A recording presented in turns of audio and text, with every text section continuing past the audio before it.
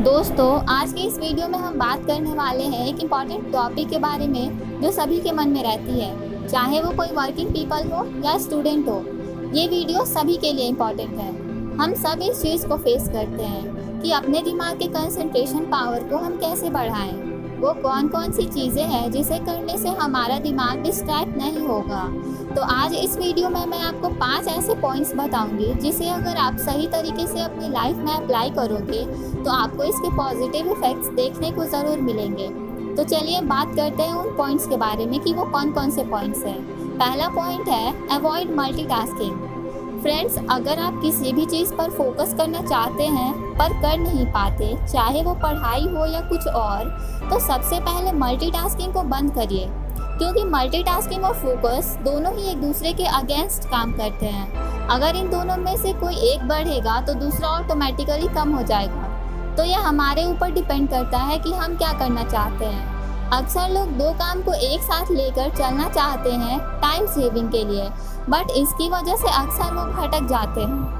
आपको ये बात समझनी होगी कि अगर एक काम को एक ही बार में करके ख़त्म करने के बाद ही हम दूसरे काम को स्टार्ट करें तो ये हमारे लिए ज़्यादा बेटर होगा। दूसरा पॉइंट है मेक लिस्ट। अगले दिन आप क्या काम करने वाले हैं उसकी लिस्ट रात को सोने से पहले अगर बना लें तो ज़्यादा बेटर होगा।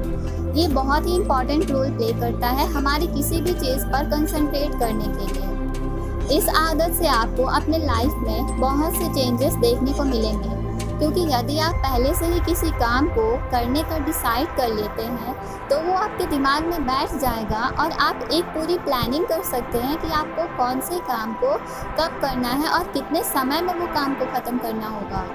और अपने लिस्ट में आप सबसे ऊपर उन कामों को रख सकते हैं जो आपके लिए बेहद ज़रूरी है, और उन कामों को सबसे लास्ट में रखें जो काम अगर आप ना भी करें तो कोई फ़र्क नहीं पड़े।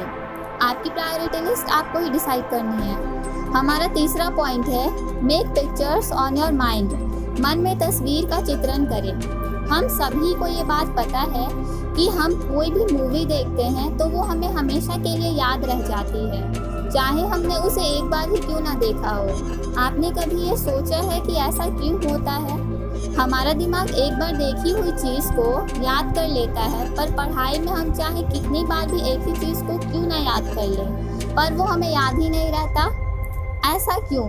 इसका एक सिंपल सा रीज़न है कि जिस चीज़ में हमारा दिमाग ज़्यादा कंफर्ट फील करता है या जो चीज़ हमारे दिमाग को अच्छी लगती है, जिस चीज़ में उसे ज़्यादा मज़ा आता है, उस चीज़ को हमारा दिमाग कभी नहीं भूलता और वो चीज़ हमेशा के लिए हमारे दिमाग में जगह बना लेती है। तो पढ़ाई करते समय भी हमें उसे कुछ इस तरीके से अपने दिमाग को दर्शाना होगा जो हमारे दिमाग को इंटरेस्टिंग लगे। जैसे कि कोई मूवी, अगर आपको किसी चीज़ को याद करना है तो आपको उसे अपने दिमाग के सामने कुछ इस तरीके से प्रेजेंट करना होगा कि वो उसे तुरंत ग्रैब कर ले और उसे भूले ना।